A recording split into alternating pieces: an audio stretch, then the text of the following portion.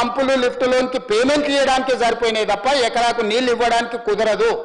అందుకే మొదటి విడతగా వ్యవసాయానికి 45 టీఎంసీల నీళ్లు మాకు ఇవ్వు, మేము వ్యవసాయం పనులు కూడా చేసుకుంటాము, ఆ తర్వాత 45 అక్కడ కూడా మేము తెలుసుకుంటామని చెప్పి మోడీ గారి దగ్గరికి నేను బట్టి గారు నేను శ్రీధర్ బాబు గారి దగ్గరికి వెళ్ళి, సార్ 21 ఏళ్ళు అయింది, ఆయన వయసు 85 ఏళ్ళు అయింది, నా వయసు 85 ఏళ్ళు వచ్చేవారు కూడా నువ్వు చేయకపోతే కష్టం సార్, మీకు 75 ఉన్నాయి, ఆయనకి 85 ఉన్నాయి, నాకు 55 ఉన్నాయి, నా వయసు 75 వచ్చేవారు కూడా నువ్వు తెలుసకపోతే కష్టం అవుతుంది సార్, నువ్వు జర కిందికి మాట చెప్పు.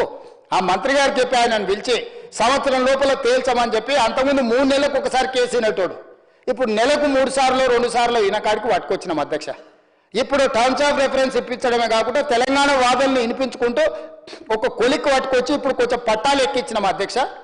దేవుడు చల్లగా చూస్తే సంవత్సరం తిరిగే లోపల ఈరోజు బ్రిజేష్ కుమార్ ట్రిబ్యునల్ నుంచి మనకు కావాల్సిన నీటి హక్కులకు కొట్లాడి తెచ్చుకొని ప్రాజెక్టు కట్టాలనేది మా ఆలోచన అధ్యక్ష. ఇంత కష్టపడి ఇంత తిప్పలపడి ఎవడు ఎన్ని తెచ్చినా పట్టించుకోకుండా, ఎవరు చదువు వచ్చిందన్నా రాదన్నా ఇదన్నా అదన్నా, నాకు వ్యవసాయం తెలుసు, కలుపు మొక్కలు వీకేది తెలుసు కాబట్టి విజయ్ చూడంగానే గుర్తుపడతాడు వ్యవసాయం ఏం చదువు వస్తుంది అధ్యక్ష. వ్యవసాయం చేసేటోనికి ఏదో కలుపు మొక్క ఉందో గుర్తుపడతాడా?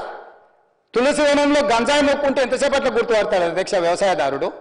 నేను కూడా గట్లనే అధ్యక్ష, వ్యవసాయం కుటుంబం నుంచి వచ్చినోని, ఊరు నుంచి వచ్చినోని, వ్యవసాయం తెలిసినోని, తులసి వనంలో ఆడోటి గంజాయి మొక్కలు ఉంటే వీకలేని అధ్యక్ష. నేను ఆ గంజాయి మొక్కలు పీక్తా అనే భయానికే ఎదురుగొచ్చి నిలబడడానికి భయపడుతున్నారు అధ్యక్ష.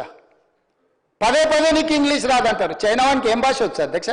జర్మన్ వాళ్ళకి ఏం భాష వచ్చు అధ్యక్ష? జపాన్ వాళ్ళకి ఏం భాష వచ్చు అధ్యక్ష? ఎవరికైనా ఇంగ్లీష్ వచ్చా? మెస్సీకి ఏమొస్తుంది అధ్యక్ష? మా మిత్రుడు శ్రీధర్ రేపు మెస్సీకి స్పానిష్ తప్ప ఏం రాదు అధ్యక్ష. ఆటగానికి ఆట తెలవాలి అధ్యక్ష, పరిపాలన చేసేటువంటి పాలన తెలవాలి అధ్యక్ష. భాష అనేది మాట్లాడుకోవడానికి పనికొచ్చేది అధ్యక్ష, భాష జ్ఞానం కాదు, భాష విజ్ఞానం కాదు. అమెరికాలో బిచ్చమెత్తుకునేటువంటి బాత్రూమ్లు గడేటువంటి కూడా ఇంగ్లీష్ అవుతుంది. ఆడ పుట్టినోడు పెరిగినోడు సచ్చినోడు అందరూ ఇంగ్లీషే మాట్లాడతారు, ఆడ వేరే భాషనే రాదు. వాళ్ళు తెలుగు మాట్లాడమని చూస్తా అమెరికా వాడిని తీసుకొచ్చి. అమెరికాలో బాత్రూమ్ గడగడానికి మీరు చుట్టాలు ఇంటికి పోయినప్పుడు ఫ్రెండ్స్ ఇంటికి పోయినప్పుడు బాత్రూమ్ గడిగేటోడు వస్తాడు కదా, అడుగు అధ్యక్ష ఏం భాష వస్తే ఇంగ్లీష్లో మాట్లాడతాడు. అమెరికాలో బాత్రూమ్ గడిగేటోడు కూడా ఇంగ్లీషే మాట్లాడతాడు.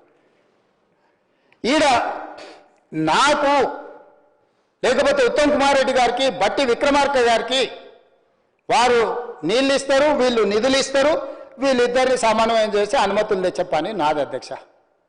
వాళ్ళిద్దరికి ఇంగ్లీష్ అవుతుంది అధ్యక్ష, నాలాక ఇంగ్లీష్ రాదనుకున్నాం. వీరు సెంట్రల్ యూనివర్సిటీ, వారు నేషనల్ డిఫెన్స్ అకాడమీలో చదువుకున్నది. నేను ఒక్కనే గవర్నమెంట్ స్కూల్లో చదువుకున్నా అధ్యక్ష.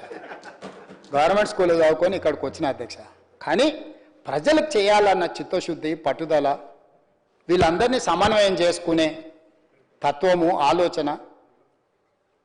ఇంగ్లీష్ వచ్చిన వాళ్ళం కావాలంటే ఇద్దరు జీతం ఇచ్చి పెట్టుకుంటా అధ్యక్ష. 24 గంటలు మాట్లాడిపిస్తా అధ్యక్ష, ఇంగ్లీష్లో మాట్లాడు రవ్వయ్య అని. ఏముంది అధ్యక్ష? షిఫ్ట్ డ్యూటీలు పెట్టిస్తా. ఇంగ్లీష్ది ఏమున్నది అధ్యక్ష? జీతం ఇస్తూ వస్తారు. తెలివి ఎక్కడికి వస్తుంది అధ్యక్ష? తెలివి అని గంజాయి తాగుతూ వస్తుందా అధ్యక్ష? తెలివి అనేది పుట్టుకతోనే ఉండాలి, పోరాట పటిమ అనేది రక్తంలో ఉండాలి, ఈ ప్రాంతానికి సేవ చేయాలని చిత్తశుద్ధి ఉండాలి. ఇవన్నీ నాకున్నాయి అధ్యక్ష. అందుకే ఈరోజు చర్చ చేద్దాం రాండి అన్న. పెద్ద ఆయన రాకపోతే రెండో ఆయన వస్తాడు అనుకున్నా, రెండో ఆయన లేడు, మూడో ఆయన లేదు, తీసేసిన తహసీల్దార్ కూడా లేడు అధ్యక్ష. ఓళ్ళేగో అట్లా ఖాళీగా ఉంది. వస్తే అడిగేటోని అధ్యక్ష, వాళ్ళ తెలివితేటలకు నాకు తెలివి లేదన్నందుకు, భాష రాదన్నందుకు ఏదో మాట్లాడుకున్నాం రాండే స్వామి ఏందుంది అని చెప్పి. అందుకే అధ్యక్ష ఈరోజు ఈ ప్రాజెక్టుల కోసం, ఈ అనుమతుల కోసం, ఈ సమస్యల పరిష్కారం కోసం నిరంతరం ప్రయత్నం చేస్తున్నాం. ఉత్తమ్ కుమార్ రెడ్డి గారు సైనికుడిగా చేశారు. ఏ దేశానికి మధ్యలో, ఇండియా పాకిస్తాన్ మధ్యలో యుద్ధం జరిగినా యుద్ధ వాతావరణాన్ని, యుద్ధ మేఘాలను తగ్గించాలంటే చర్చలు చేశారు. ఇండియా చైనా మధ్యలో యుద్ధం జరిగినా యుద్ధ వాతావరణాన్ని తగ్గించడానికి చర్చలు చేశారు. గల్వాన్ లోయలో జరిగిన సంఘటన తర్వాత కూడా చర్చలు చేశారు. ఇవాళ ఏ సమస్యకైనా పరిష్కారము, చర్చలు, శాంతి ద్వారా, హింస లేకుండా దేశానికి స్వతంత్రాన్ని సాధించి యుద్ధంలోనే దేశాన్ని గెలిచిన మహాత్మా గాంధీ నాయకత్వంలో మేము పనిచేస్తున్నాం అధ్యక్ష. మహాత్మా గాంధీ హింసకు పాల్పడలే, మహాత్మా గాంధీ ఆయుధం పట్టుకోలే, శాంతి బోధనల ద్వారా శాంతియుతంగా యుద్ధం చేసి ప్రపంచంలో అతిపెద్ద దేశమైన భారతదేశాన్ని గెలిచండి. బ్రిటిష్ వాళ్ళ మీద రవి అస్తమించని, సూర్యుడు అస్తమించని రాజ్యం ఉన్న, మర తుపాకులున్న, మర పిరంగులున్న బ్రిటిషర్స్ను ఓడించి మహాత్మా గాంధీ దేశానికి స్వతంత్రాన్ని తెచ్చిండు అధ్యక్ష. ఒక పెద్ద యుద్ధాన్నే శాంతితోని, చర్చలతోని నెగ్గిన గొప్ప నాయకుడి స్ఫూర్తితోనే ఉన్న పార్టీలో మేము ఉన్నాం అధ్యక్ష. ఆ స్ఫూర్తితోనే ఇవాళ కేంద్ర ప్రభుత్వంతో పక్క రాష్ట్రంతో చర్చల ద్వారా ఈ సమస్యను పరిష్కరించుకోవాలని మాట్లాడి ఈరోజు అధికారుల స్థాయిలో, మంత్రుల స్థాయిలో, ముఖ్యమంత్రి స్థాయిలో, కేంద్ర ప్రభుత్వం స్థాయిలో వివిధ హోదాలలో ఈరోజు చర్చల కోసం కమిటీలు వేసుకొని ముందుకెళ్తున్నాం అధ్యక్ష.